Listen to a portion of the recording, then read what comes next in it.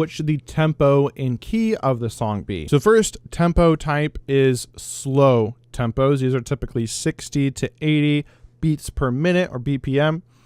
And these are great if you want to create a more emotional type of song. So it's more introspective, calm, melancholic, or romantic. So that's what these great like slower tempos are for. Slow tempos can create a sense of reflection, sadness, or intimacy. They allow for more space between beats, making the listener focus on the nuances of melody, harmony, and lyrics. So these are great for ballads, ambient music, down-tempo, electronic, and some types of blues. So if that's the type of song you want to create, then look to do it in the 60 to 80 beats per minute range. Second type of tempo is the moderate tempo. Before I dive into what this is, I just want to let you know about my free song finishing checklist. I'll have a link to that in the description below. This will help you write, mix, and finish more songs faster so you can get more songs out there into the world and build your fan base faster and get those streams up. So if you want this guide, it's completely free. You can grab it in the description below, or you can go to orpheusaudioacademy.com/mixing checklist. This is really handy. It tells you exactly what to do for every type of instrument and gives you a formula for mixing each of your songs so you can produce radio quality songs each and every time in record time. So second type of tempos is the moderate tempo. This is like 80 to 120 BPM. This is a more balanced, easygoing, and uplifting type of emotion that it creates. And the impact is that songs with moderate tempo often feel natural, relaxed, or optimistic. These tempos are comfortable for listeners to tap along to and be versatile for a range of emotions from happy to hopeful to casual and laid back. So great for pop, rock, R&B, and folk. This might be like the most common type of tempo. I'm not sure, but it's a very common tempo range. So third type of tempo is the fast tempo. So this is like 120 to 160 BPM. So we're getting pretty fast here. And the emotion that this is going to create is energetic, joyful, tense, or aggressive. So the impact is faster tempos create excitement, urgency, or tension. They can elevate the listener's heart rate and make a track feel more intense or thrilling. Fast music often feels more dynamic and gets people moving. So this is great for dance, punk, fast-paced rock, electronic music, and some hip-hop. This takes us to the fourth type of tempo.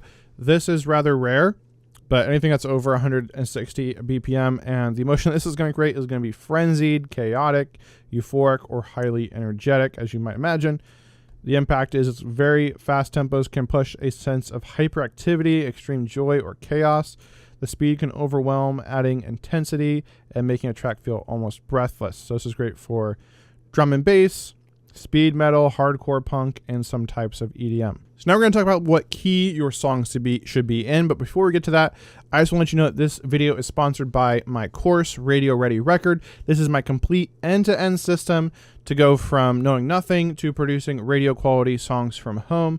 This basically takes everything I learned in audio engineering school and condenses it down and gives you everything you need and nothing and no fluff. So everything you need and nothing you don't to be able to create amazing quality music from home. And not only will you be able to create pro music from home, but you'll be able to do it with the plugins and gear you already have.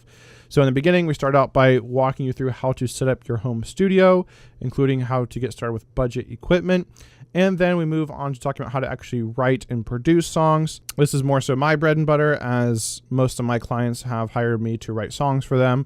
So if you want to learn more about songwriting, production, this is a great module for you because it kind of shares everything I know in that area. Then I go on to share with you how to use the different tools in mixing, whether it be EQ or compression and so on. And then we look at how to actually mix and master. So everything from start to finish to be able to produce high quality music from home. It's all in this course. If you want to learn more about it, then check the link in the description below or go to orpheusaudioacademy.com/RRR. All right, back to the video. First, let's look at major keys. Should you write your song in a major key? Well, major keys, they typically are going to be a little bit more happy sounding, more triumphant, bright, uplifting. And major keys are often associated with positive emotions like joy, confidence, and optimism. The intervals in a major scale create a harmonious, pleasing sound, giving a sense of resolution and satisfaction. So my favorite key out there is probably C major because it's so easy to write in that key, and many others probably would agree because it's just all the white keys. Also, C sharp minor is a great one because it's like all the black keys. And I think like C and F maybe. I'm not a music theory expert, in case you haven't noticed. Good thing is you don't have to be an expert at music theory to be able to create awesome songs. And so these are great for pop, classical, gospel, and many types of rock. Great to have major keys. Then you have some common major keys and their emotional associations. For example, C major. That has a neutral, pure, simple, and straightforward sound. Found that this can be either happy or sad, really. Then you have the G major key, considered to be cheerful, bright, and energetic. D major is triumphant and grand, often used in anthems. And E major is strong, powerful, and expressive. By the way, I actually have a little songwriting cheat sheet you can grab in the description below. And this includes some just really cool ninja tips for creating chords. It also includes all different keys, so you know what notes are in each key. So you look up any key, whether D major, D minor, whatever, it has all the different notes in each of those, so you never have to wonder what notes go in this key. It's completely free in the description below. Now this takes us to minor keys. And so minor keys, they typically are a little bit more sad, more melancholy, introspective, or dramatic. Minor keys tend to sound darker and more emotional, often conveying sadness, tension, or longing. The use of a lowered third creates a more somber and less resolved feel compared to major keys. So depending on what kind of song you're trying to create, or what is kind of the fundamental emotion you want to create with your song, right? That's kind of the great thing about music, is it's basically communicating through emotion, whereas other types of communication, whether it be written, right? Text is communicating through words, or talking in a video like this, we're communicating through words.